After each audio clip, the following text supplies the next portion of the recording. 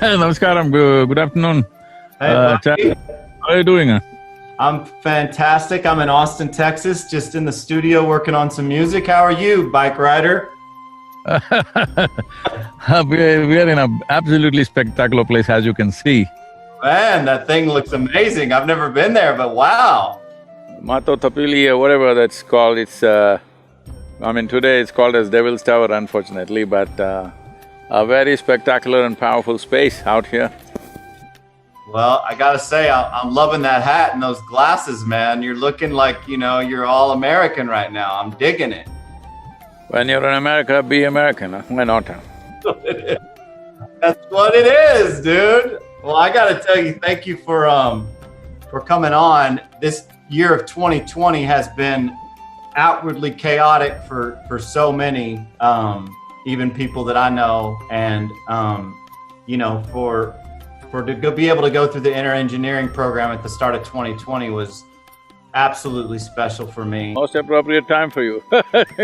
Yeah, because Dave and I, as Tritonal, we're touring 120 shows a year for the last decade, and there's not been a lot of breaks. And so to be able to do that program and then to be able to continue with my disciplines all this year has been a true blessing for me. So thank you for that, my friend.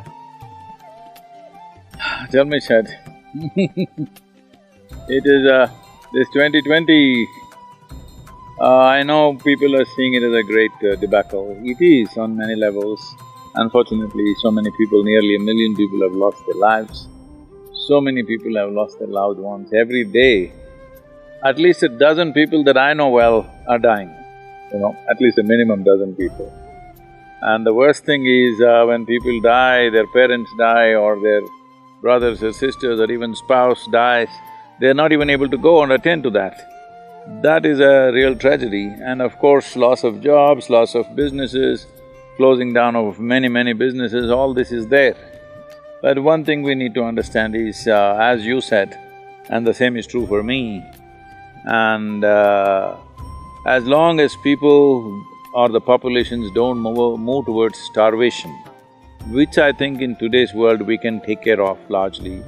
Even from our yoga center, we've been feeding over 16 to 18,000 people every day to ensure that those people don't go into starvation. If that one thing doesn't happen, rest of it is… this is a good time to realign ourselves to… it's like a crazy machine running all the time. All of us on full throttle, nobody knows who's holding the steering wheel. So here it is, the machine has come to a kind of at least if not a halt, at least a slowdown. This is the time to take charge of the steering wheel and see where is it that we want to go as human beings. Where is it that we want to drive this planet to, and our own lives too, the destiny, individual destinies and the common destiny of humanity of this generation. I think this is the time to recalibrate all that. Yeah, it certainly has been for me, and it has been for my production partner, and from… we produce music, and I think for the longest time as musicians start to garner success, we're traveling all the time, we're in and out of hotel rooms, we're in and out of festivals and venues in Las Vegas and places like India and far off countries that we've never been to before, always on airplanes. You get caught up in this whirlwind of more is better, and this paradigm that how do we reach more fans, how do we have bigger records, how do we play bigger shows, and it's all just attaining, it can be, without conscious awareness of the purpose and a validation of the why. And I feel like this has been the most important time for us to ask ourselves, who am I, and how can I be a light of inner equanimity to share to other people on stage, in commercial spaces, in commercial festivals, and in commercial venues and concerts. And so, doing the inner engineering was amazing, but more importantly has been the daily, 4 or 5 meditations a day, and the chanting of Om, and the Hatha yoga, and the… I see you made some music out of Asatoma Sadgamaya. Yeah, I did. We did a chant. We did a mantra and made a big dance record out of it. And look, a lot of people, that's going to be well over their heads. It's just going to be another song, another thing. But for the few that are seeking, for the people that are like, what are they up to?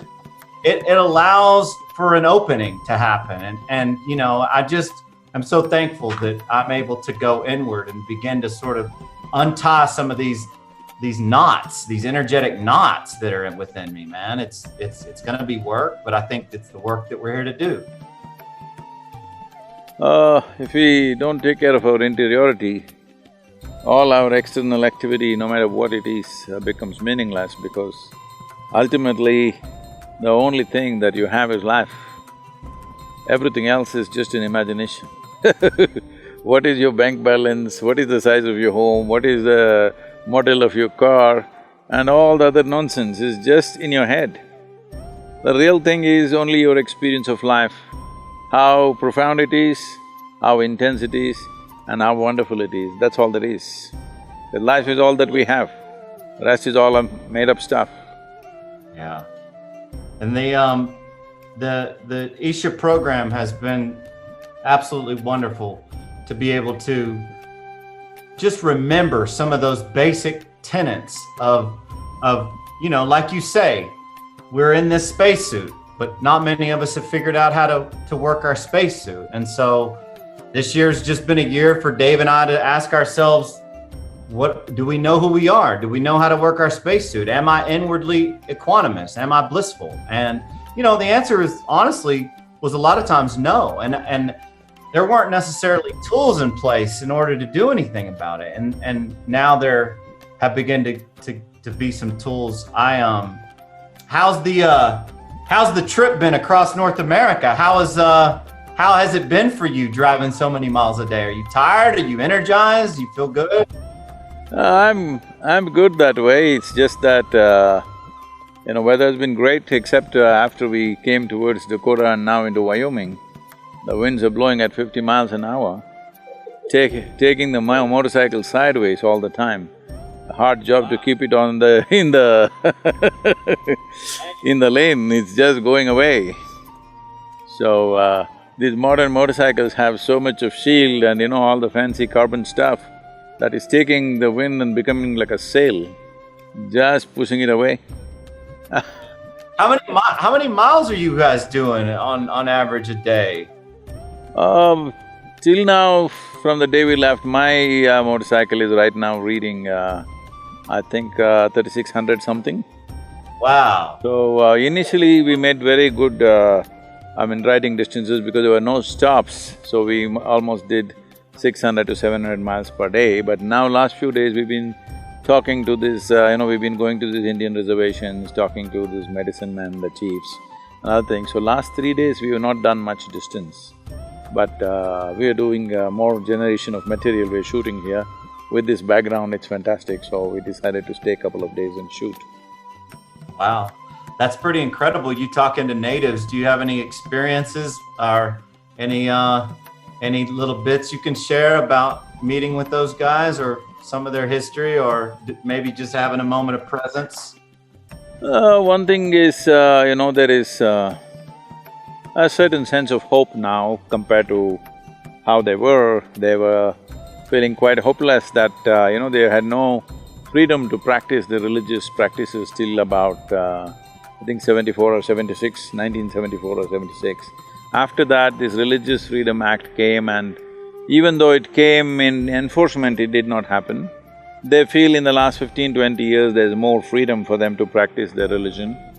A lot of it has been lost, but certain elders have kept it alive and trying to bring the youth back into it. They're all very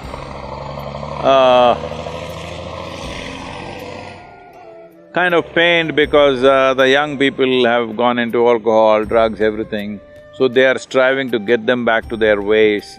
And for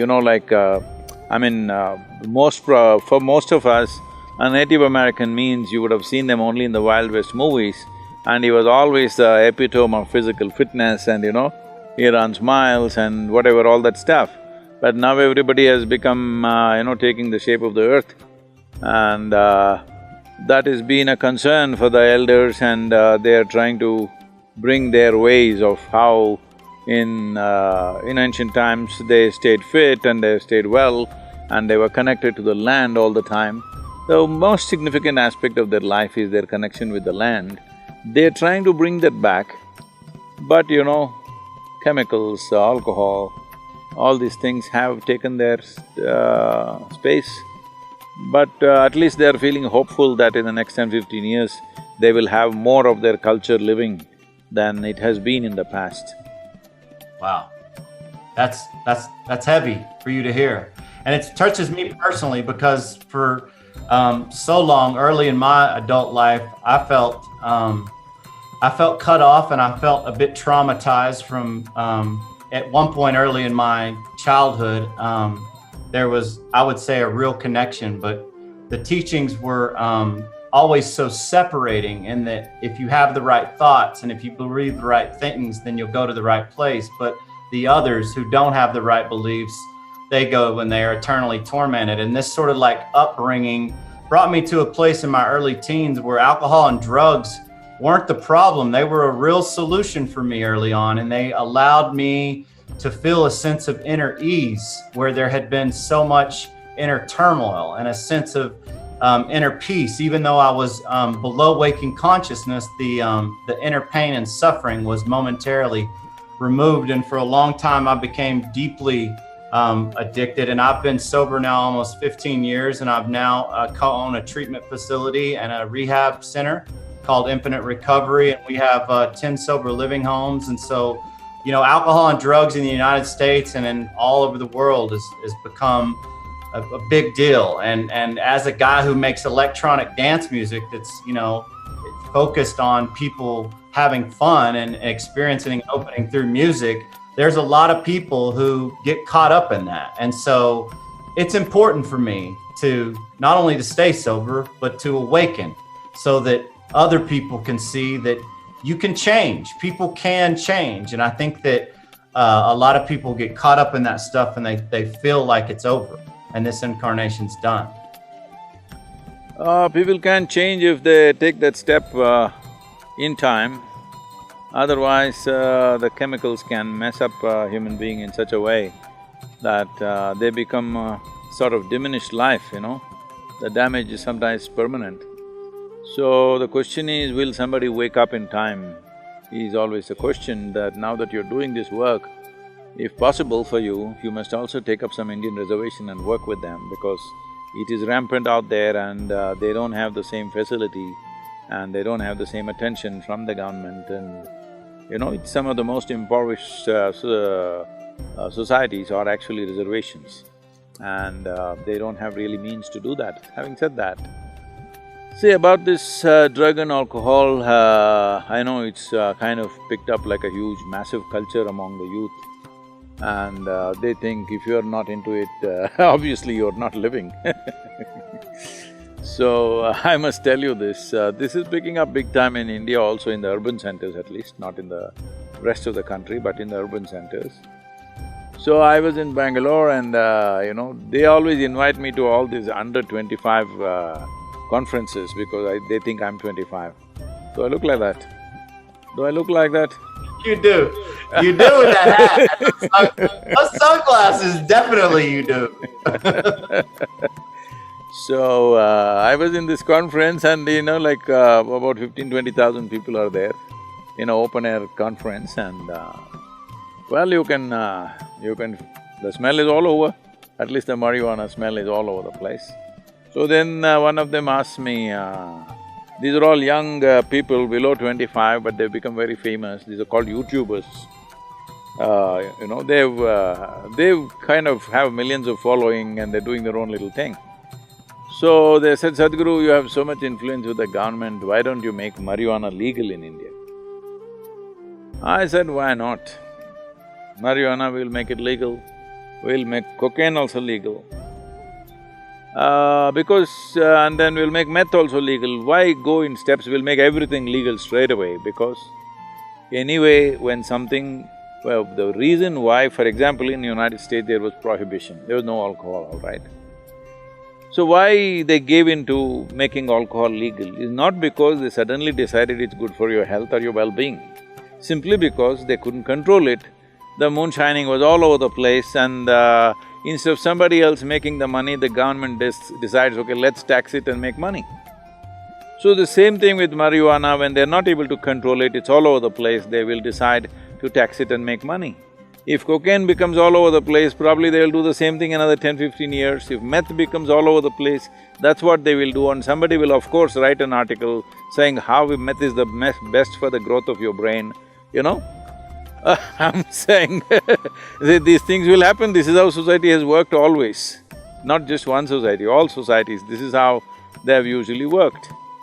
So I said, I will make it no problem. Why is it that you're asking me? You want to go to your university smoked up, is it? I don't know what's the words in America, in India. Stone is there, but that's going too far. I am stoned, always, that's why I'm not showing you my eyes. I am always stoned without any substance.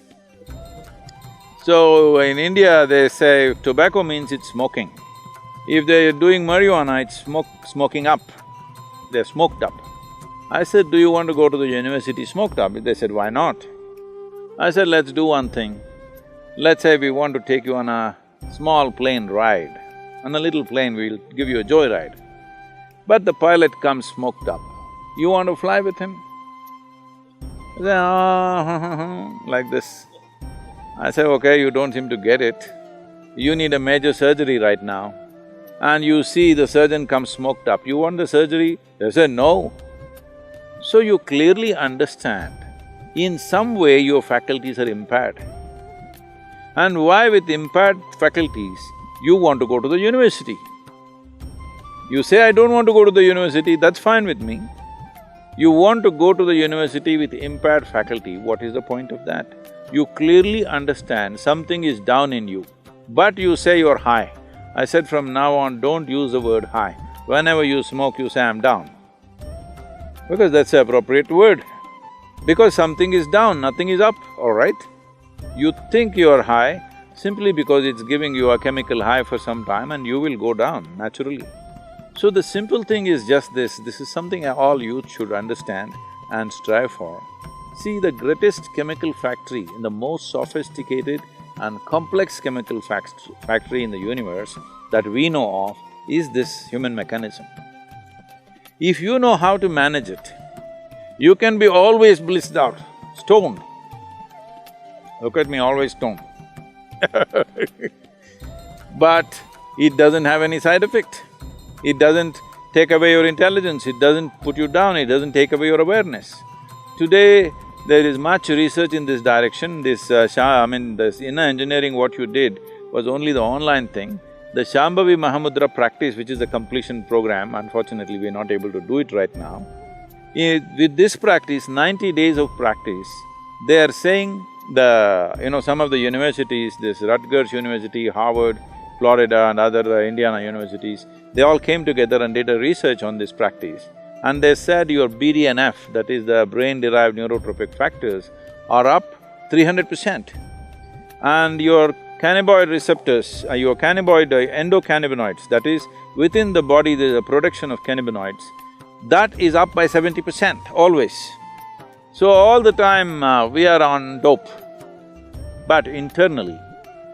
So because of this, you're always joyful, blissful, no stress in you, but it doesn't take away your awareness, it makes you extremely aware. This is what humanity needs.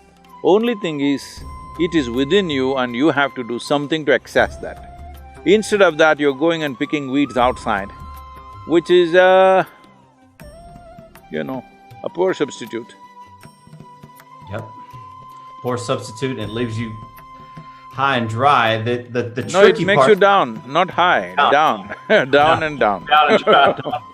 The tricky part is when you're a young kid and come from a broken home or an impoverished neighborhood and you don't have the teaching, and even if you did, don't buy into the teaching, a lot of kids go for whatever's there and in front of them. And so your message and the message that this can happen for people is vital, in my opinion. So that is what is most significant about these times. That is, this is the first time in the history of humanity that we can sit here. See, I'm here in Wyoming, you are there in Texas, and somebody may be there in Bangalore or somewhere else. But now, sitting here, we can speak to just about anybody in the world. This is the first time that we are able to communicate to the entire world. At such a time, if we do not bring transformation in humanity, that means we just don't care, that's all that means. See, never before, maybe many people have come, many mystics, yogis, realized beings have come in the past, great beings have come, but if they speak, hardly 10 people can hear. This was the condition. But today you can sit here and speak to the entire world. When this possibility is there, if you do not transform the world, it is a clear statement you don't care a damn for the humanity around you. Yeah, that's right. That's 1,000%. And I have a couple of questions that I thought that I've got to ask you, because this is obviously a massive moment for me personally. And I know that I wanted to know, in your opinion, on the Kriya transmission, if you felt like the Kriya transmission could be done effectively through the teachings alone, like in the SRF technique or other techniques that leave the teachings as the guru, or if you felt like you need a physical guru or a physical being on the planet to have effectiveness with the Kriya transmission. See, if you want to transmit Kriya, there has to be some kind of a source, a power source. Is it a physical human being, or is it a form that people have established, or is it some other source that they've established? We do not know, but if you need a power source, without that you cannot transmit, because to transmit you need something, a source. So one important reason why online and other things we've been hesitating, but right now we are working on a system as to how to do it. Probably in the month of November or December, we may do a transmission for a large number of people, the Kriya transmission, online. But now what we are setting up is, we are setting up over 100 instructors who will talk to each one of them and prepare them. All we want is, those 3.5 to 4 hours that I need to transmit this, they must be absolutely there. They should not be attending to their phone, they should not be talking to their family, they should not go for a bathroom break. They must be absolutely with that. If they pay that kind of attention, we can do that. But the risk of they not paying that attention is very high, so we are running probably a week-long preparatory steps with the teacher, with the instructors, so that the necessary preparation has been done, and then we will do the transmission. This is the first time we are attempting this. In terms of transmission, it is not a problem, because I have initiated more people that I have not seen and met than people that I have seen and met. When the need arises in them and they're open, wherever they are, we will always try to initiate them. So that can be done, distance is not the problem. The problem is the attention. If we can manage the attention from the other end, we can transmit Kriya long distance. That's awesome. Well, congrats. That's exciting. That's gonna be massive for the world and massive for a bunch of people who can't do Shambhavi right now because of COVID. So that's awesome. I have another one.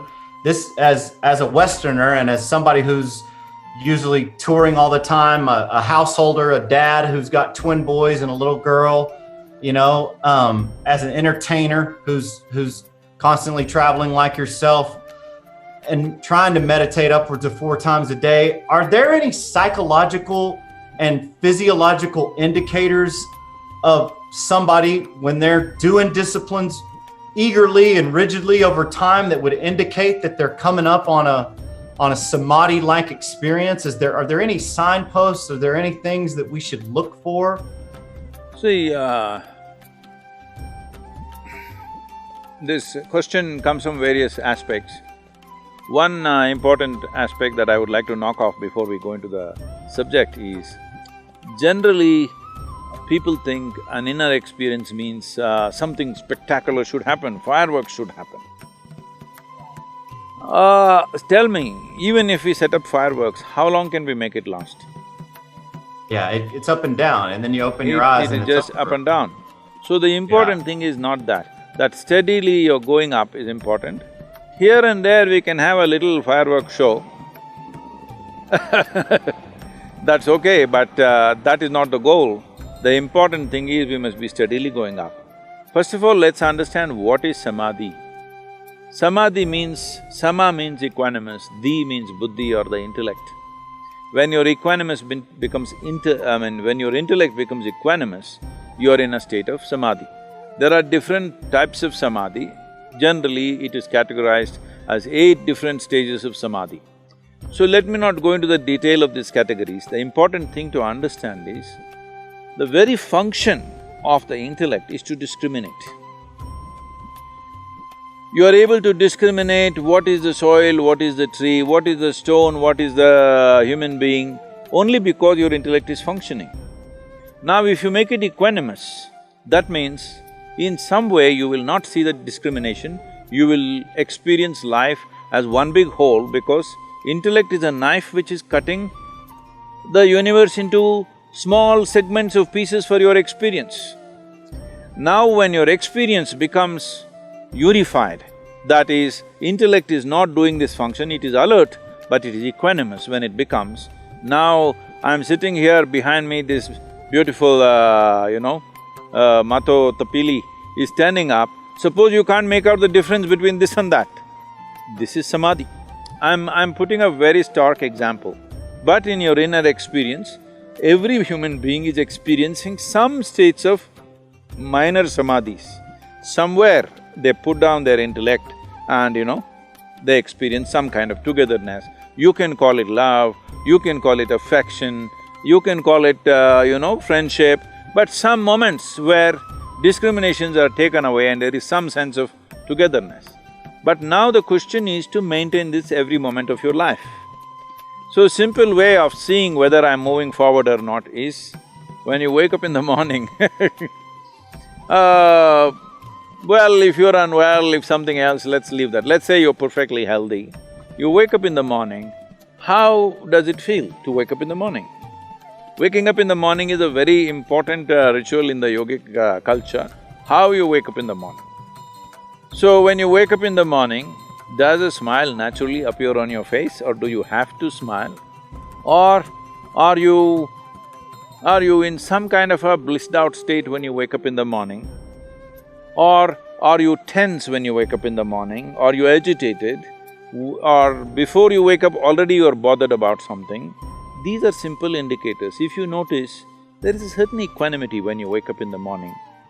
Well, it's a good sign. Just keeping that through the day is what it is. Don't look for spectacular fireworks, because those fireworks will never last. But if you become blissful throughout the day, you are a candidate for samadhi. For sure, because the number of troubles that are going on in everybody's lives, okay? There is nobody's lives which is all perfect. If you have to be blissful, you have to be equanimous, otherwise there's no way.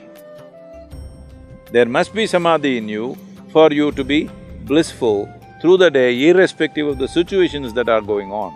If you go in reaction or in judgment of the situations that are happening in our life, nobody can be blissful on this planet unless somebody is wearing those, these days they are wearing those, what are those goggles which are giving them virtual reality, and they're in la la land, I'm saying. VR, baby, VR glasses. That's great, that's great. And I think that's a great indicator. I was wondering about, you travel all the time. You're always on airplanes, you're always in different countries. As an entertainer, we were on airplanes literally every weekend, going across the world. And I found that I've been home so long this year that a routine has been so key in garnering these states of inner equanimity. And there's a part of me that's a bit fearful and worried about being out on the road, up all night, late nights, early flights, hotel or airplane food, airport food. Do you have any advice about just preparing myself as an entertainer for inner equanimity and love with a touring regiment that can be that taxing? Well, anyway, you said you're sober, so I don't have to advise you on that one. Yeah, I am completely sober. You only sober at home, or are you sober on the planet? Sober. I've been sober, completely sober, not a drink in 15 years.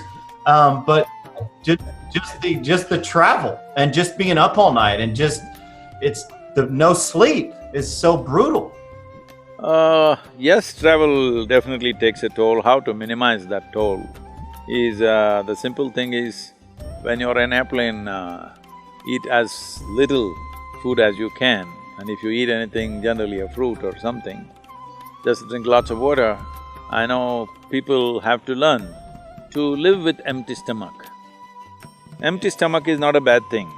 Hunger is a different thing. See, what the mechanism of hunger is, certain acids are working on the stomach lining and they create a craving that you must eat. If you drink a glass of water, well, the acids get diluted and it goes away. If you put one fruit or something, the acids get diluted and it goes away. So, you can easily postpone it like that, whatever, I'm on… you probably going to Europe and other places, I'm on 15-hour flights, US to India So, it is also a time to rest, meditate and do whatever. And one important thing is, people think when they are flying or when they're on a journey, they must talk endlessly about something. Well, that's one time that though it is difficult for me, the crew and everybody comes and they want to talk to me if I am flying the Indian airline, all this kind of stuff is there. I keep a little time for that. Rest of the time, I just drink lots of water, maybe read something, write something or meditate. That's about it. And above all, it is the anxiety of what will happen next which will make people very tired. When they're traveling, either up to halfway travel, they're back home still, trying to fix the home, which they can't fix anyway. And the next half of the travel, they're anxious about what will happen after they will land. If you give up this one thing, travel is a nice time because at least you're caged in an aluminum case where you can't run away anywhere, nobody come and do anything to you.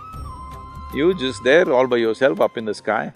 So, it's a good time actually to settle down and be nice. Actually, I recover very well in travel because on the land I'm too busy in the air, I'm much better off So a big part of how you stay so energetic is the fact that you're only eating about 1 meal a day, and that long recovery time of no eating is allowing your energy systems to stay up because your body's not digesting food. That's one important aspect but if I have a lot of physical activity, I do eat something in the morning. If let's say right now I'm riding, I'm eating in the morning, or in case I golf, I eat in the morning. Otherwise, if normal activity which is not physical in nature, then you skip the morning thing. The important thing about the body is there is something called as ingestion, digestion, assimilation and excretion. If one is conscious of all the four aspects of food, people are only conscious about ingestion. They're not aware about how digestion and assimilation is happening and whether excretion is happening or not. Excretion is not only from the alimentary canal, excretion needs to happen even on the cellular level. So one must be conscious whether today I've eaten something, if I'm feeling little dense, how much break should I give before I put food into my system? It's not like you use the word routine. Routine is one thing you should not do. You must observe. Today the body needs this much food, you eat that much. Tomorrow it may not need that much. Every animal is aware of this. You see, even if you have a dog at home, certain days he refuses to eat, but these days they've made him so stupidly disciplined that he eats every day. Otherwise, naturally on certain days that he won't eat. He likes to eat some grass or something and puke and he does his own cleansing system for himself. So, all creatures are aware, human beings are using their intellect to decide what they should do. No, you must observe. See, this is the fundamental thing. We have given, because of the education systems that people go through, we have given too much significance to our thought, not to our attention. Our attention is the greatest thing we have, not our thought. Our thought is a kind of a product of little data that we have gathered. That's not going to get us anywhere.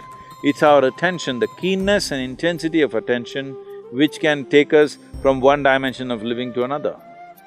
That's good. That's really good.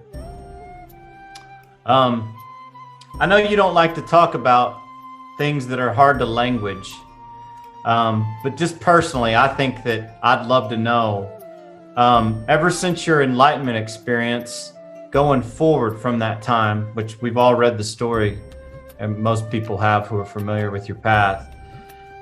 When you meditate now, are you often in some state of samadhi, if not nirvikalpa, or do you still have to go through the sort of pratyahara interiorization process and get deeper and deeper like people who have not experienced a full awakening? Is that different for you now, where you just close your eyes and boom, you're all the way in? Well, I mean, I don't want to sound like a brag. You don't even have to close your eyes. It's not essential that you must close your eyes. You're closing your eyes only to cut off the world.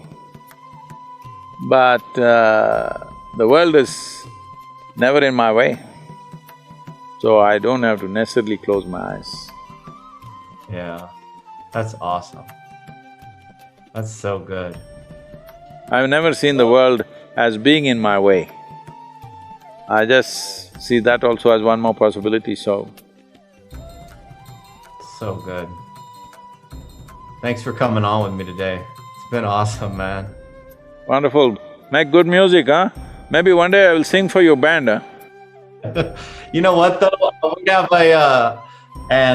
we often do spiritual spoken word over sort of deep, melodic, really hypnotic rhythms, and we've used Ram Dass and Eckhart Tolle. I would love to sometime be able to sample a guided meditation or a bit of spoken word and hook up with the Isha team and work with you guys on a Spotify release. I think that would be super, super cool. Okay. Great talking to you, huh? Wonderful. Thank you so much. We'll see you soon. Okay, bye-bye. Namaskar.